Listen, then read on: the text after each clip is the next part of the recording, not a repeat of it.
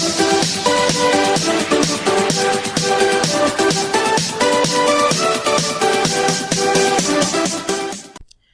Assalamualaikum. Salam sejahtera semua. Okay, hari ini kita akan masuk kepada subtopik yang terakhir bagi bab 4, iaitu bab haba. Okey, jadi untuk standard pembelajaran pada hari ini ataupun SK kita pada hari ini adalah hukum gas. Okey. Hukum gas, okey, seperti yang kamu tahu, mungkin kamu pernah dengar sebelum ni hukum Boyle, hukum Charles kan? Okey, mungkin kamu pernah dengar lah. Jadi, baik, apa sebenarnya yang kita perlu tahu ataupun kamu perlu tahu untuk hukum gas ini? Okey, baiklah. So, seperti dalam gambar di dalam buku teks kamu ini, so ada satu plastik udara biasa kita jumpalah sekarang ni kan, musim orang membeli online kan. So, biasanya memang banyak kan barang-barangan yang mudah pecah ke apa, biasanya orang letak kan plastik udara macam ni kan. Ataupun biasanya lah rasanya tak pernah ataupun tak ada orang yang tak pernah main belon, betul tak? Kan kalau main belon, so macam mana? Kalau belon tu kembang, okey, ataupun plastik udara macam ni lah. Okey, bila kita dah tiup, okey, so ada udara dalam tu macam ni kan. Kalau kita tekan, okey, so kalau kita tekan, apa jadi? Okey, bayangkan belon lah. Okey, so kalau kita tekan belon, apa rasa pada tangan kita tu? Adakah macam kalau kita tekan terus dia macam kempis kan? Terus macam tu ke? Atau kita ada rasa macam susah nak tekan? Okay, susah nak tekan tu bermaksud seolah-olah macam ada tekanan yang menolak tangan kita semula. Betul tak? So dia macam dia tolak balik tangan kita. Okay. So itu sebenarnya nak menunjukkan bahawa, okay, dia kata apabila plastik tersebut dimampatkan, udara yang mengisi plastik tersebut memberikan suatu tentangan. Kan? So tentangan tu lah sebenarnya adalah tekanan. Okay. Cuma secara umumnya lah. Alright. So sebelum cikgu pergi selanjutnya, kita boleh tengok sikit lah apa sebenarnya berlaku dalam belon ataupun dalam plastik udara ni. Okay. So kat sini kita ada, kalau awak tengok dekat sini, aktiviti 4.9, okey, awak boleh jalankan sendiri sebenarnya, okey, dengan menggunakan simulasi kelakuan gas ni seperti QR code yang diberikan kat sini, ataupun kalau guna komputer boleh je type dia punya link yang diberikan. Okey, so cikgu dah buka kat sini. Okey, inilah dia yang link yang diberikan tadi tu. Okey, aktiviti yang perlu awak jalankan. Okey, so macam ni, masa ni mungkin sebelum kita pergi kepada lebih detail, okey, so kita boleh tengoklah, okey, macam mana perubahan dari segi kita ada volume kat sini, ada isi padu, kita ada suhu, temperature, kita ada pressure, tekanan, okey, dan juga apa lagi? Isi padu. Okey, isi padu sudah, pressure, temperature, okey, dan kemudian kita tengok kat sini dia ada gas. Gas A dan gas B. Nampak tak? Gas A ni apa beza dengan gas B ni? Betul, gas A ni dia punya saiz dia kecil kan, gas B ni besar. So maksudnya dari segi mass of gas molecule lah kan, ataupun jisim dia, ataupun jenis gas dia. Kalau misalnya kata gas oksigen, oksigen ni biasanya besar kan, so oksigen je. Okay, so katakan gas B, katakanlah gas hidrogen, so lain pula. Okay, baik, biasanya kedua-dua gas ataupun jenis gas ataupun kita lebih tepat sekali adalah tentang mass dia punya jisim dia, biasanya kita tetapkan, kita constantkan, kita malarkan, okay, untuk jisim gas. Okay. Tetapi kita akan lihat kepada perubahan-perubahan 3 lagi kuantiti fizik, iaitu suhu, isi padu dan juga tekanan. Itu pun seperti biasalah, kalau sebelum ni pun mungkin kita dah belajar tajuk-tajuk lain. Kalau ada 2 kuantiti fizik yang berubah, yang lain mesti kena malar. Okay, so 2 je lah. Satu akan jadi manipulasi, satu lagi akan menjadi bergerak balas, kan? So kita pilih lah antara 2 tu, dan satu lagi kalau ada yang lain, contohnya tekanan, kita ambil volume dengan suhu sebagai MV dengan RV, tekanan kita akan jadikan dia constant ataupun malar. Okey, dan sama juga sebenarnya untuk gas tadi tu, jangan lupa jisim gas tadi juga mesti dimalarkan. Okey, so kita awak boleh buka sendiri, try tengok macam mana. Contohnya, so kalau awak perhatikan kat sini, pergerakan molekul gas sangat laju, betul? Okey, so sangat laju dan dia berlanggar dengan dinding-dinding bekas ni, seolah-olah macam dia nak keluar. Okey, so macam tadi itulah balon tu ke ataupun plastik yang ada udara kat dalam tadi tu ke, macam inilah sebenarnya keadaan dia. Okey, so jadi bila kita tekan, maksudnya kita nak kecilkan. Bila kita tekan, maksudnya kita kecilkan dia punya volume dia punya isi padu dia. Cuba cikgu tunjukkan.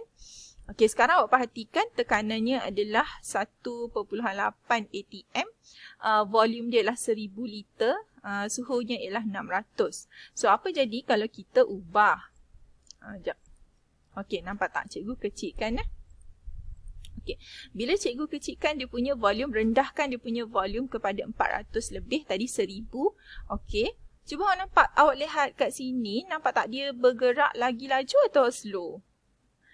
Kan nampak dia lebih laju. So tadi tekanan 1 lebih kan. So sekarang dah jadi 3.43 atm. So maksudnya tekanan lagi tinggi. Okey, so kenapa tekanan lagi tinggi? Nampak tak kat sini suhu cikgu tak ubah. Okey, suhu akan jadi kekal. Okey, baik. So nampak tak jadi dia akan ada perubahannya. Untuk pergi dengan lebih detail, cikgu kembali semula kepada buku teks ni. Baik. Okey, so first kali sebelum kamu tahu apa dia hukum-hukum gas, okey, yang perlu awak tahu tu, kita pergi dulu kepada ciri-ciri gas. Okey, so ciri-ciri gas pertama dari segi tekanan. Okey, so huraiannya apa? Tekanan ni adalah disebabkan molekul gas sentiasa bergerak secara rawak.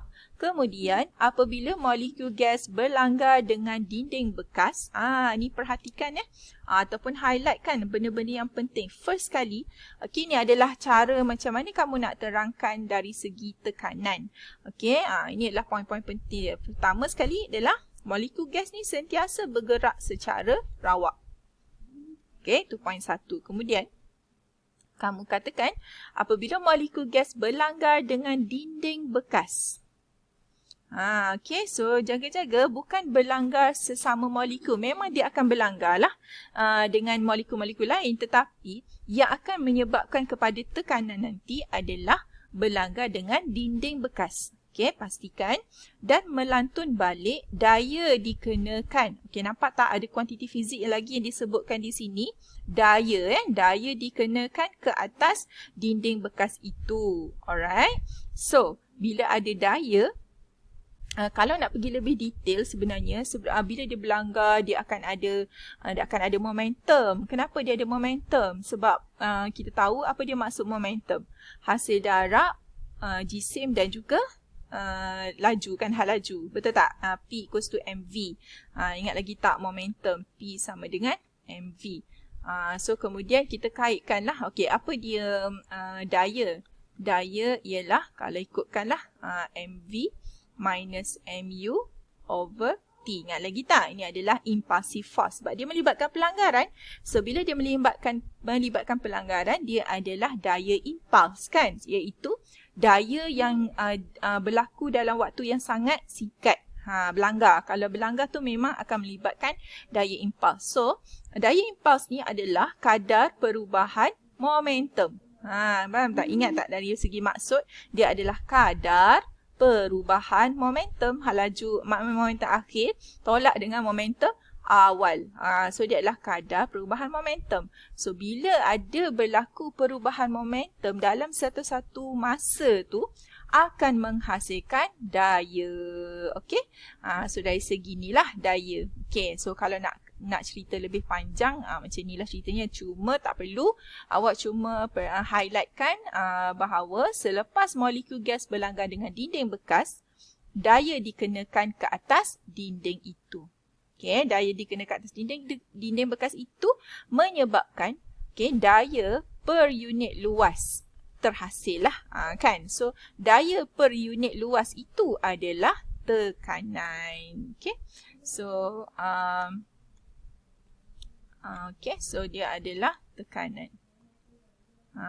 So maksudnya tekanan tu adalah daya per unit luas yang disebabkan oleh pelanggaran antara molekul gas dengan dinding bekas kerana molekul-molekul gas tadi dia bergerak secara rawak. So bila dah bergerak secara rawak, berlanggar lah. Okey, so itu yang pertama lah, iaitu tentang tekanan. Yang kedua adalah suhu. Okey, kuantiti fizik yang kedua adalah suhu, seperti mana tengok dalam gas law simulator tadi kan. Okey, so suhu.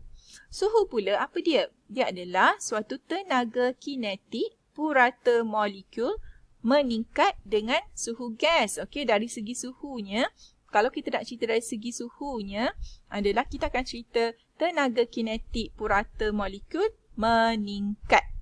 Okey, dengan suhu gas. Maksudnya apa? Maksudnya kalau suhu bertambah, tenaga kinetik pun bertambah. Ingat lagi tak? Kita belajar yang dalam tajuk muatan haba tentu, haba pendam tentu, cikgu ada sentuh, iaitu kalau melibatkan kenaikan suhu, dia adalah tenaga kinetik yang bertambah.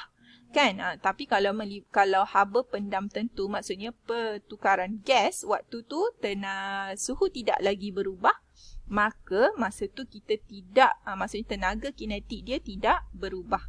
Okey, so tenaga kinetik berubah ketika suhu meningkat. Okey. Baik, yang ketiga adalah isi padu. Isi padu adalah molekul gas bebas bergerak dan memenuhi seluruh ruang bekas itu. Okay, cara nak explain dia lah. Okey, so molekul gas bebas bergerak dan memenuhi seluruh ruang bekas itu. Jadi isi padu gas sama dengan isi padu bekasnya. Okey, so kalau kita nak tahu berapa isi padu gas ni macam mana nak ukur kan? Gas tu kan dah lah molekul gas sentiasa bergerak. Okey, macam mana kita nak tahu isi padu setiap molekul gas tu? Jadi tidak, kita terus boleh anggap bahawa isi padu gas tu adalah sama dengan isi padu bekasnya kerana dia sentiasa bergerak bebas dan memenuhi seluruh ruang bekas. Okey, jadi dia isi padu gas tu adalah isi padu bekas. Okey, so fahamkan dulu tentang ciri-ciri gas, tentang kuantiti fizik yang terlibat dalam hukum gas nanti. Okey, seterusnya. Okey, jadi seterusnya adalah cuba kita lihat dia punya kuantiti bersama dengan dia punya unit dia. Okey, so tadi kita dah tengok untuk tekanan, suhu dan juga isi padu. Okey, jadi sekarang kita tengok dia punya unit SI dia. Okey, so untuk tekanan, unit SI bagi tekanan adalah Pascal. Okey, so unit SI dia adalah Pascal. Simbol untuk unit Pascal ni, macam mana kita nak simbolkan Pascal adalah PA. Okey, P huruf besar, A huruf kecil lah. Okey, kemudian suhu, unit SI-nya adalah Kelvin. Simbol bagi unit SI adalah K besar. Okey, kuantiti isi padu, unit SI-nya adalah meter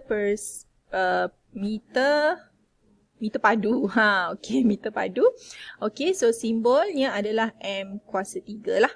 Okey, baik. Kita tengok kepada unit lain. Okey, unit lain. Maksudnya, mungkin nanti bila kamu buat pengiraan, okey, tekanan dalam unit Pascal. Tetapi, kamu akan belajar juga dalam tajuk tekanan itu sendiri sebenarnya. Kamu belum belajar, belum masuk lagi bab tekanan. Okey, bab tekanan nanti kamu akan jumpa tekanan dalam air, maksudnya tekanan gas. Sekarang tekanan gas lah kan untuk bab gas, hukum gas ni. Tapi, kamu akan jumpa dalam tajuk tekanan bagi cecair. Okey, tekanan gas tu sendiri. Okey, dan ada beberapa lagi perkara yang penting lah dalam bab tekanan. Okey, so tekanan cecair lah contohnya cikgu ambil kan. Biasanya diukur dalam unit sentimeter mercury. Sentimeter mercury ni dia boleh juga jadi milimeter mercury. Dia boleh juga jadi meter mercury. Dia boleh juga jadi meter H2O. Contohnya lah kan, maksudnya betapa banyaknya unit-unit bagi tekanan, bukan sahaja Pascal. Macam tadi, kalau kamu perasan dekat gas simulator, dia guna apa tadi? Nampak tak? Dia guna pressure tu, dia guna 1 ATM. ATM tu sendiri juga adalah unit bagi tekanan. Okay, so jangan pelik lah kalau jumpa macam-macam jenis unit bagi tekanan. Okay, dan macam mana nak tukar dia? Adakah 1 Pascal bersamaan dengan 1 cm Mercury? Tidak. Okey, so cara untuk penukaran dia pula lain ceritanya, ada formula dan sebagainya tu. Okey, seperti mana yang kamu tahulah, macam mana nak tukarkan daripada suhu Kelvin kepada darjah Celsius. Kamu kena tolak 273 kan. So macam itulah lebih kurang Pascal nak tukar pada cm Mercury ni. Ada cara dia. Okay, bukan sekadar macam darab 1000 bahagi 1000 ni kita biasanya guna untuk meter kepada milimeter kepada sentimeter kan. Dan kalau dia meter padu pun senang, bukan senang-senang kita nak tukar. Okay, meter kepada meter, meter kepada kilometer darab 1000. Bukan macam tu je. Kalau dia dah berkenaan dengan isi padu, kuasa 3 lain pula kan cara penukarannya. Okay, anyway, cikgu cuma bagi kamu nampak lah. Okay, apakah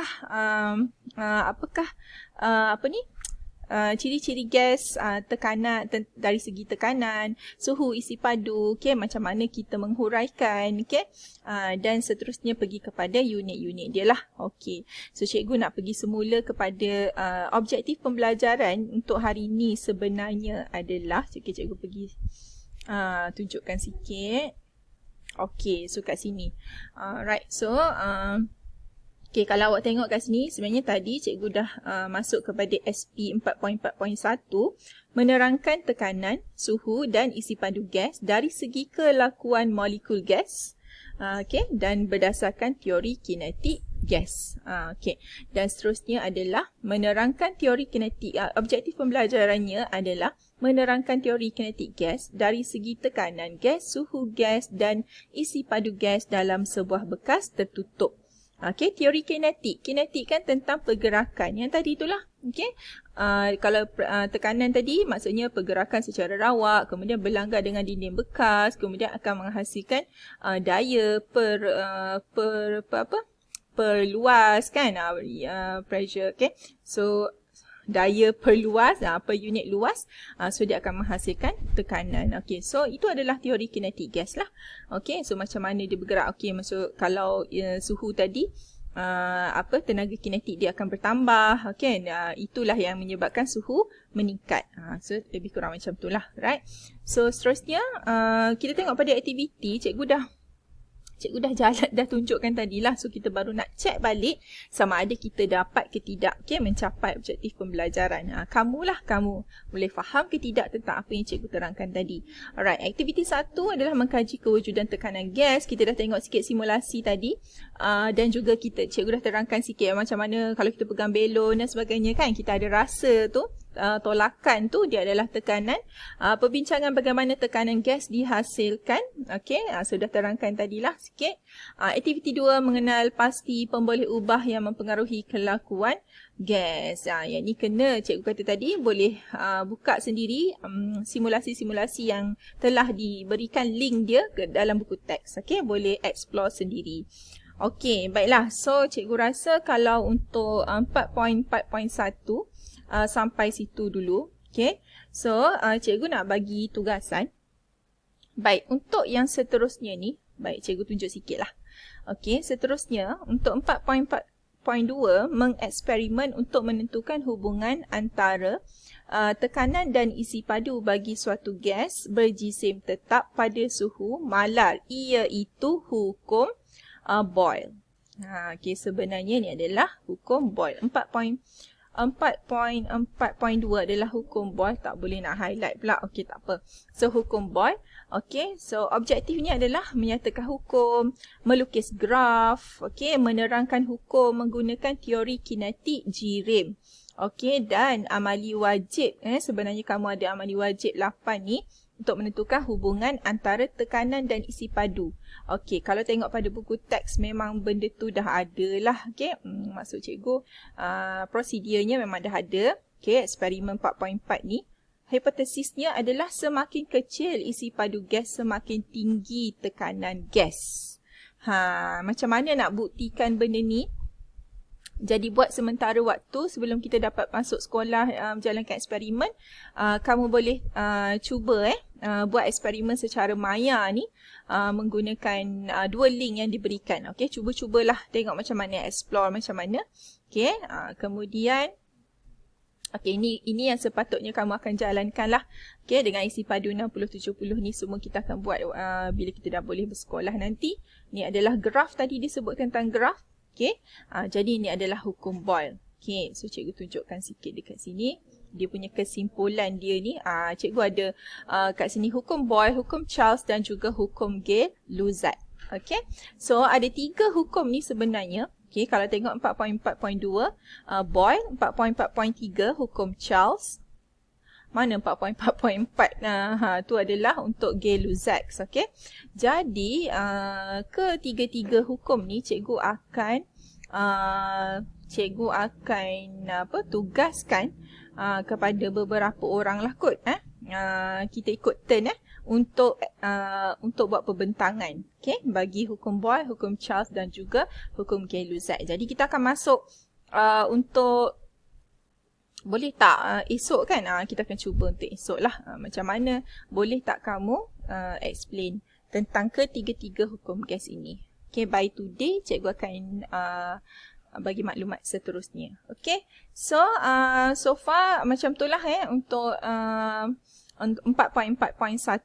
Jadi nanti cikgu akan bagi latihan untuk pemahaman untuk taksiran PBT kamu hari ini. Okey, baik. Assalamualaikum. Kita jumpa lagi. Bye.